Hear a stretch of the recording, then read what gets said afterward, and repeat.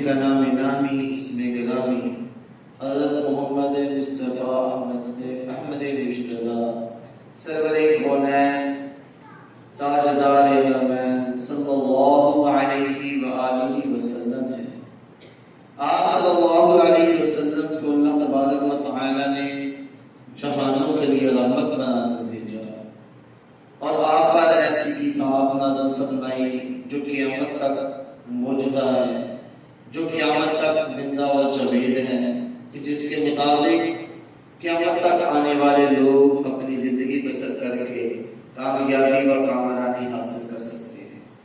اور یہ وہ کتاب ہے کہ اگر اس کے احکامات کو مانا جائے، اس کی باتوں پر چلا جائے تو انسان کامیاب ہو جاتا ہے، اور اگر اس کتاب کو چھوڑ دیا جائے تو پھر انسان ناکام و نامراد ہو جاتا ہے۔ بہت ساری ایسی قومیں گزری کہ جنہوں نے اس قرآن کو تھام لیا، اس کتاب کو تھام لیا اور بلندیوں تک پہنچ گئے، اور آج اپنے معاشرے میں ہم دیکھ لیں تو ہم ناکام و نامراد ہیں۔ تو اس کی سب سے بڑی وجہ یہ ہے کہ ہم نے دین اسلام پر عمل کرنا چھوڑ دیا، ہم نے قرآن سے ہدایت لینا چھوڑ دی، ہم نے قرآن کو اپنا رہبر و رہنما بنانے کی بجائے مختلف قسم کے آئین کو اپنا سب کچھ بنا لیا اور اس کے مطابق اپنی زندگی جینے کی کوشش کی، اور ہم آج معاشرے میں ناکام ہیں، نامراد ہیں۔ اگر ہم چاہتے ہیں کہ ہم کامیاب ہو جائیں تو پھر ہمیں قرآن و سنت کی طرف لوٹنا پڑے گا، اور جس دن ہم نے ملک کے اندر دین اسلام کو نافذ فرما دیا، خدا کی قسم پھر ہمیں کامیابی و کامرانی سے کوئی چیز روکنے والی نہ ہوگی۔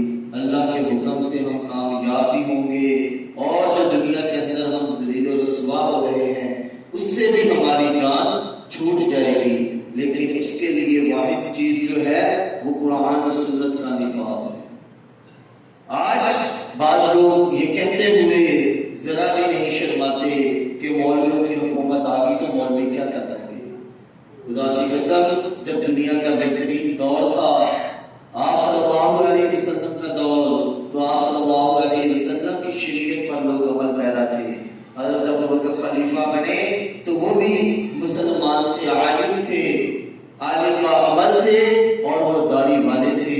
ان کا دور بھی بہترین دوروں میں شمار کیا جاتا ہے، اور جس نے دنیا کے اندر سب سے بڑی حکومت کی حضرت عمر فاروق، جنہوں نے اسلامی حکومت قائم کی، اسلام کو نفاذ دیا، وہ بھی دیندار تھے، وہ بھی داڑھی والے تھے، وہ آپ صلی اللہ علیہ وسلم کے احکامات پر چلنے والے تھے۔ جب بندہ اللہ اور اس کے رسول کے احکامات پر چلنے والا ہوگا تو پھر وہ وہی حکم دے گا جو اللہ کا حکم ہے یا اللہ کے رسول کا حکم ہے۔ تو ہم بات کی طرف آتے ہیں۔ ہم قرآن کریم کا ترجمہ ہم نے شروع کیا ہوا ہے۔ رب العالمین سے دعا ہے کہ اللہ رب العالمین ہمیں قرآن سمجھنے والا اور پھر اس کے بعد ہم سب کو اس پر عمل پیرا ہونے کی توفیق عطا فرمائے۔ اللہ تبارک و تعالی فرماتے ہیں وَقُلْنَا يَا آدَمُ اسْكُنْ أَنْتَ وَزَوْجُكَ الْجَنَّةَ، اور ہم نے کہا اے آدم اسکن، تو سکونت اختیار کر، صرف تو ہی نہیں، وَأَنْتَ وَزَوْجُكَ الْجَنَّةَ، بلکہ تو بھی اور تیرے ساتھ تیری بیوی بھی، دونوں کے دونوں جنت میں ٹھہر جاؤ۔ وَكُلَا مِنْهَا رَغَدًا حَيْثُ شِئْتُمَا، اور تم اس میں سے وافر مقدار میں کھاؤ پیو جہاں سے بھی تم چاہو۔ وَلَا تَقْرَبَا هَذِهِ الشَّجَرَةَ، اور تم نہ قریب جانا اس درخت کے، فَتَكُونَا مِنَ الظَّالِمِينَ، اگر تم نے ایسا کیا تو تم دونوں ہی ظالموں میں سے ہو جاؤ گے۔ فَأَزَلَّهُمَا الشَّيْطَانُ عَنْهَا فَأَخْرَجَهُمَا مِمَّا كَانَا فِيهِ، شیطان نے انہیں بہکا دیا اور وہاں سے نکلوا ہی دیا۔ وَقُلْنَا اهْبِطُوا بَعْضُكُمْ لِبَعْضٍ عَدُوٌّ، اور ہم نے کہا کہ اتر جاؤ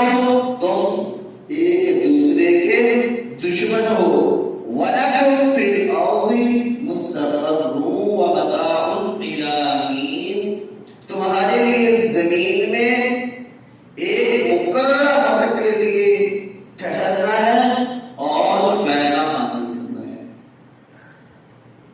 یہ آدم علیہ السلام کا اعزاز ہے کہ جب انہیں اللہ رب العالمین نے اپنے ہاتھوں سے بنایا، اس کے بعد ان سے اللہ حوا کو ان کی مستی سے پیدا کیا گیا، اور پھر ان دونوں کو اللہ نے جنت میں ٹھہرایا، ان کا مقام جنت کو بنایا۔ تو انسان کو یہ سمجھ آتی ہے کہ ہمارا جو اصلی گھر ہے وہ جنت ہے۔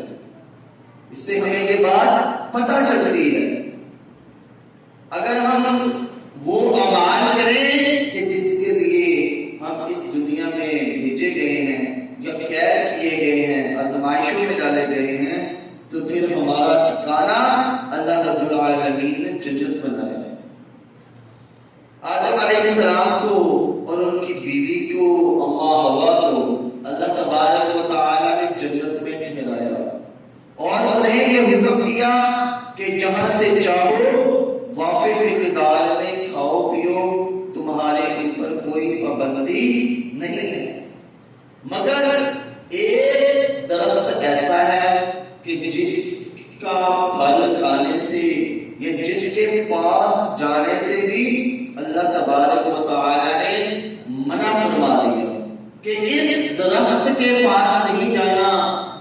بعض لوگ اسے انجیر کا اور بعض گیہوں کا، گندم وغیرہ کا اور بہت سارے بیان کرنے والے بیان کرتے ہیں کہ یہ فلاں درخت تھا، فلاں درخت تھا، لیکن جو اس کی حقیقت ہے وہ اللہ رب العالمین ہی جانتا ہے۔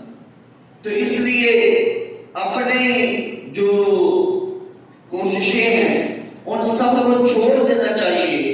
ہمیں اس چیز کی ضرورت بھی نہیں ہے کہ وہ کون سا درخت تھا، اللہ کو علم ہے اور ہمیں اللہ پر ایمان ہے کہ جو بھی درخت تھا اللہ رب العالمین ہم سب سے بہتر جاننے والے ہیں، اور اس کا علم اللہ رب العالمین کے پاس بھی ہے۔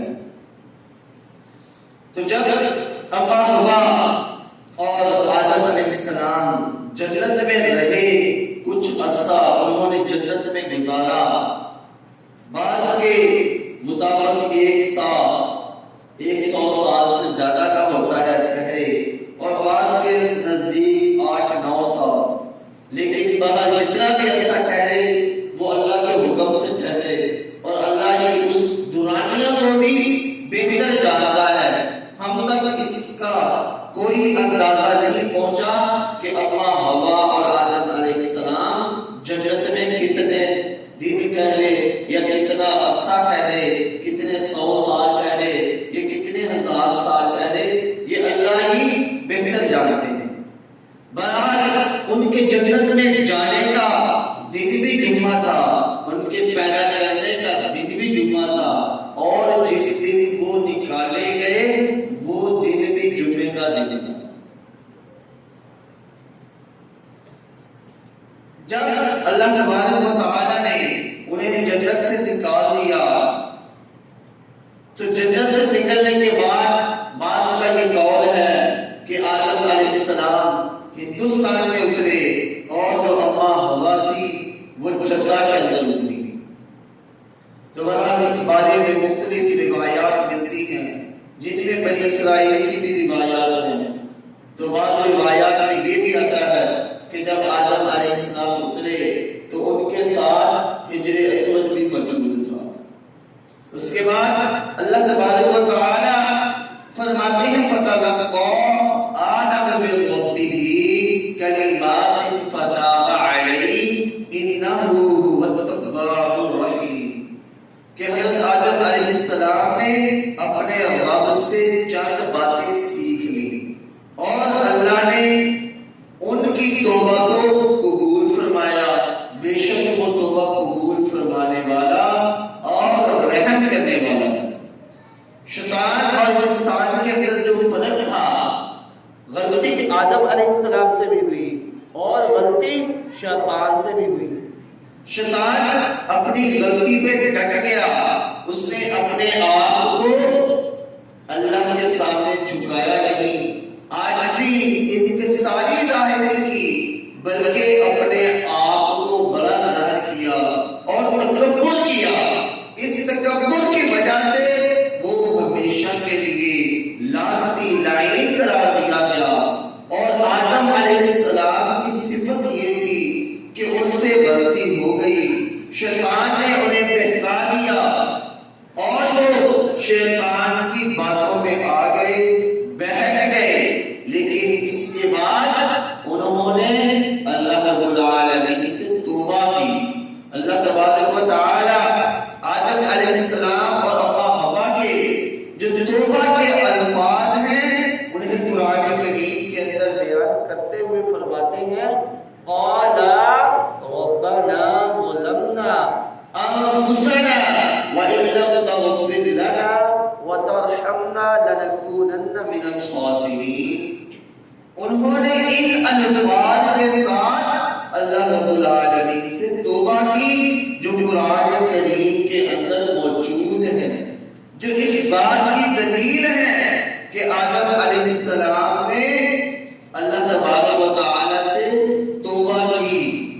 لیکن ہم میں سے بعض لوگ ایسے بھی ہیں جو من گھڑت باتیں بیان کرتے ہیں، جن کا یہ خیال ہے کہ آدم علیہ السلام نے عرش کے نیچے آپ صلی اللہ علیہ وسلم کا نام لکھا ہوا دیکھا اور آپ کے نام کے وسیلے سے دعا مانگی، تو نعوذ باللہ ہم اللہ کی پناہ چاہتے ہیں کہ ہم جانوروں والی باتیں کریں۔ ہمیں جو قرآن نے بتلایا ہم اسے ہی حق کو سچ سمجھتے ہیں، یا ہمیں آپ صلی اللہ علیہ وسلم سے بھی ایسی کوئی بات معلوم نہیں ہوتی، قرآن و حدیث کے اندر ایسی کوئی بات موجود نہیں۔ تو یہ من گھڑت اور موضوع قسم کی باتیں ہیں جو لوگ اپنے آپ سے گھڑ لیتے ہیں، جیسا کہ لوگوں نے دین کے اندر ایسی باتوں کو گھڑا ہوا۔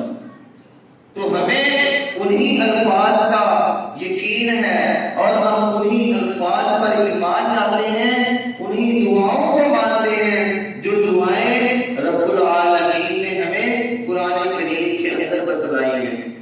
ربنا ظلمنا، ان دونوں نے کہا اے ہمارے رب ہم نے ظلم کیا، انفسنا اپنی جانوں پر، وَإِن لَّمْ تَغْفِرْ لَنَا اور اگر تو نے ہمیں نہ بخشا، وَتَرْحَمْنَا اور ہم پر رحم نہ کیا، لَنَكُونَنَّ مِنَ الْخَاسِرِينَ تو البتہ ضرور ہم خسارہ پانے والوں میں سے ہو جائیں گے۔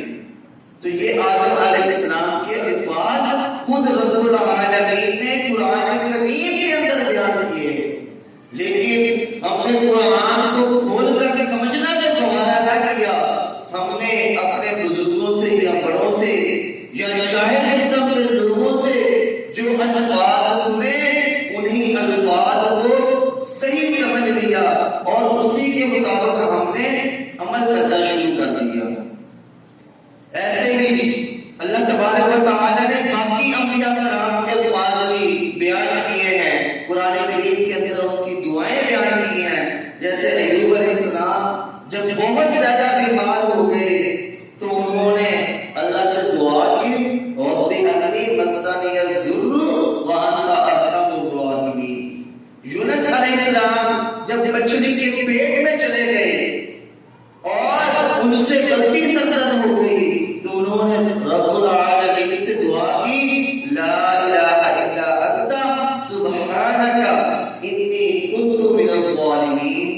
لیکن ہم نے انبیاء کرام کی دعاؤں کو چھوڑ دیا، ہم نے قرآن کی دعاؤں کو چھوڑ دیا اور من گڑت درود و سلام کے اور من گڑت عبادات کے پیچھے چلے گئے، تو اسی لیے ہم نامراد و ناکام ہوئے۔ اس کے بعد اللہ تبارک و تعالیٰ فرماتے ہیں قُلْ اهْبِطُوا مِنْهَا جَمِيعًا، ہم نے کہا کہ تم تمام کے تمام یہاں سے نکل جاؤ، یہاں سے چلے جاؤ، فَإِمَّا يَأْتِيَنَّكُمْ بس اگر آئے تمہارے پاس مِنِّی ہُدًى میری طرف سے ہدایت، فَمَنْ تَبِعَ ہُدَايَ اور جو پیروی کرے گا میری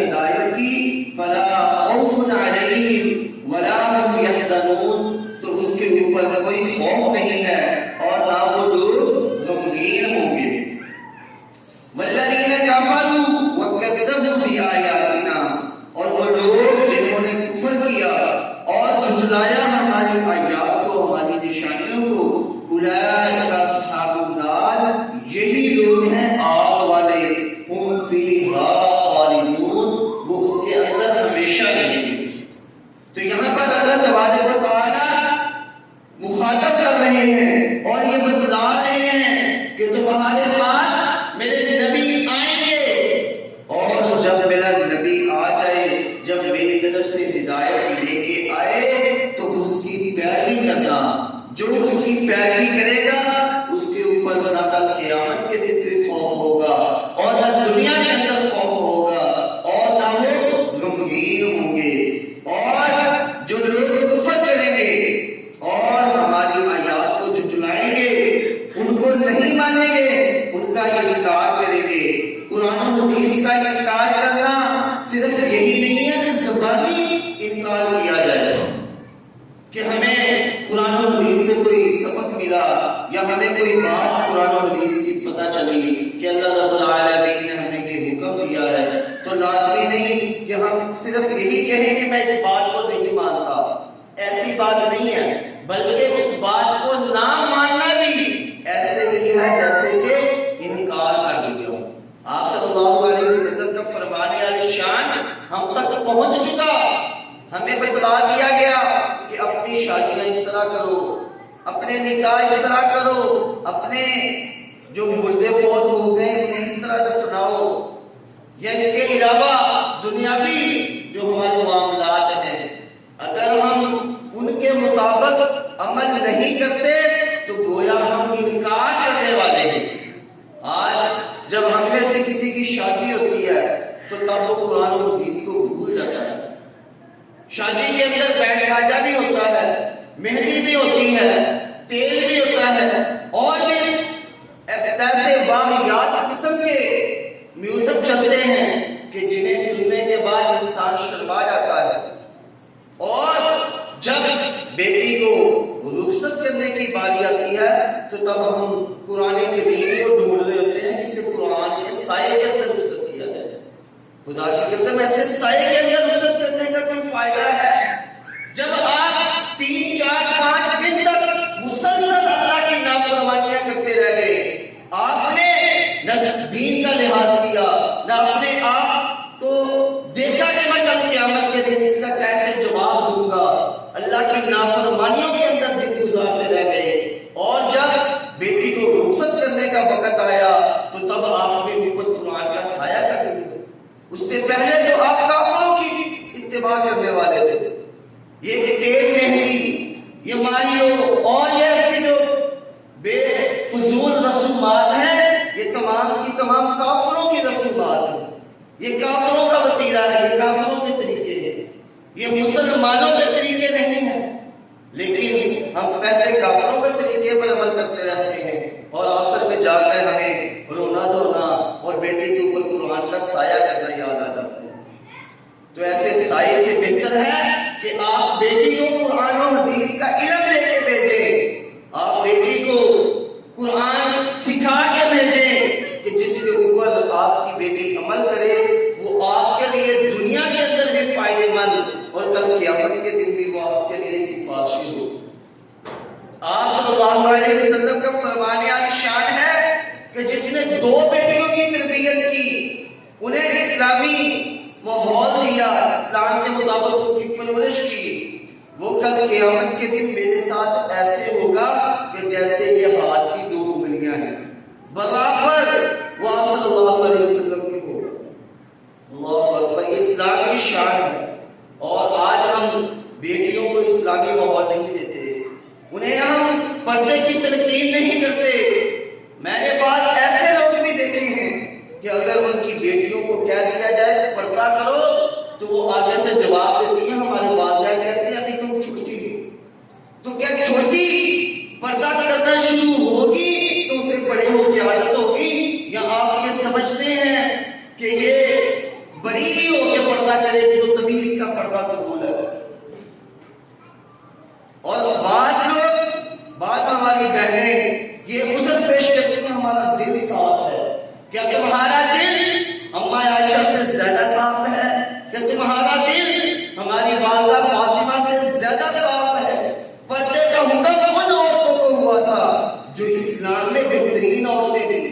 ان عورتوں نے پردہ کیا اور ان مردوں سے پردہ کیا کہ جن کے بارے میں اللہ رب العالمین نے فرما دیا رضی اللہ عنہم ورضوا عنہ کہ میں ان سے راضی ہو گیا یا مجھ سے راضی ہو گئے. زمانے کی بہترین عورتوں نے جب پردہ کیا تو آج کی عورت اپنے آپ کو اتنا ماڈرن اتنا اعلیٰ خیال کرتی ہے کہ وہ اپنے آپ کو صحابیات سے تابعین سے زیادہ اوپر سمجھتی ہے۔ خدا کی قسم، نہ تمہارا دل ان کی طرح ہو سکتا ہے، نہ تمہارا ایمان ان کے ایمان کے برابر ہو سکتا ہے۔ تم اگر پوری دنیا میں خرچ کر دو تو تم ان کے ایک مٹھی بھر دانوں کے برابر بھی خرچ نہیں کر سکتے۔ ان کا جو ثواب تھا، جو ان کے اعمال تھے، تم ان کے اعمال کے برابر کبھی نہیں پہنچ سکتی۔ تو ہمیں چاہیے کہ جب قرآن و حدیث کا، قرآن و سنت کا کوئی حکم آ جائے تو اس کے اوپر عمل کریں۔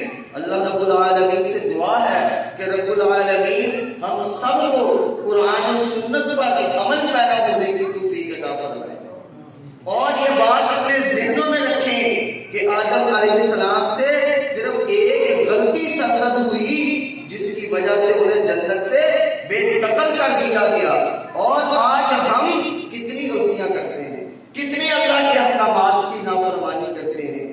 تو سچے دل سے توبہ کریں اور اس سے پہلے اللہ کی طرف لوٹ آئیں کہ اللہ تمہیں اپنی طرف بلا لے۔ اگر کوئی شخص زندگی کے اندر ہی اللہ رب العالمین سے توبہ کرتا ہے تو پھر اللہ تبارک و تعالیٰ اس کی توبہ کو قبول کرتے ہیں۔ اور اگر وہ جب مرنے کے قریب ہوتا ہے، جب بیمار ہو جاتا ہے اور اسے یقین ہو جاتا ہے کہ اب میرے بچنے کی کوئی امید نہیں ہے، تو تب وہ اللہ سے توبہ کرے گا۔ تو ایسی توبہ کو کوئی فائدہ ہوگا؟ فرعون نے بھی جب موت کو دیکھا کہ میں غرق ہونے لگا ہوں تو اس نے بھی کہا تھا کہ میں موسیٰ علیہ السلام کے رب کے ساتھ ایمان لایا۔ تو ایسے ایمان نے اسے تب فائدہ نہیں دیا۔ تو ہمیں بھی موت سے پہلے آخرت کی تیاری کرنی چاہیے، اپنے اعمال